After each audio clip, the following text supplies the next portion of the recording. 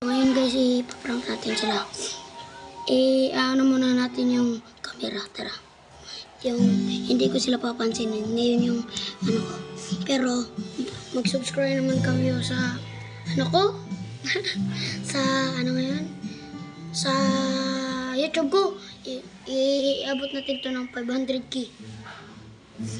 Tapos pagkalaki ko, bibigyan kayo ng mga 50k. Yun. Yun. Ilalagay na natin yung camera.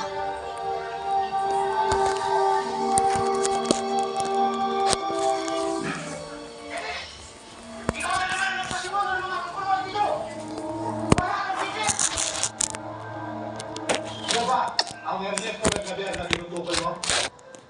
Opo. Yan na. Kung gayon, maaari mo bang ituro sa hukumang ito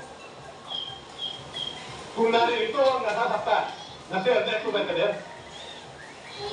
Opo. Bakit hindi ko yan?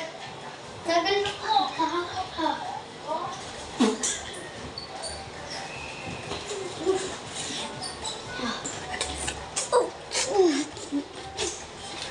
Ituro ko.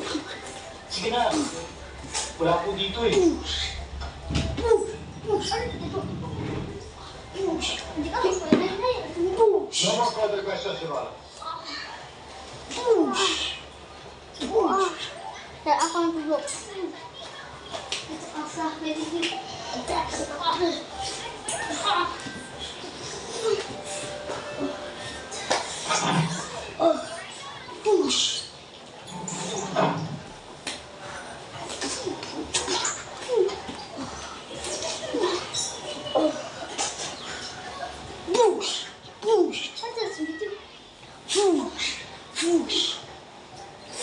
General, wala sila tayo ng taong mo. Gusto ko siya makita. Siya tinutukoy ko. Baka naman kagaya na ng mga iba itinulanan sa boss. Yay! Wala namang kilala sa huli. Matindi yan. Walang kamag-anak yan. Wala rin kaibigan.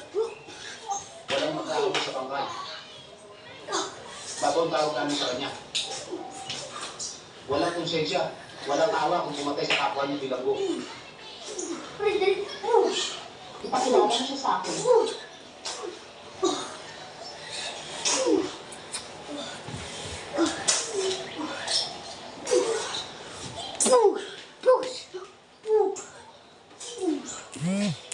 Elis, si Atty. Lea Salazar.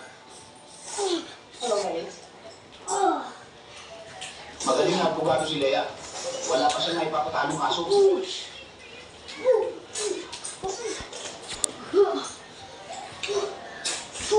Mukhang wala siya sa mundo makipag-usap. Babalik na lang siya. Babalik yung dossier niya.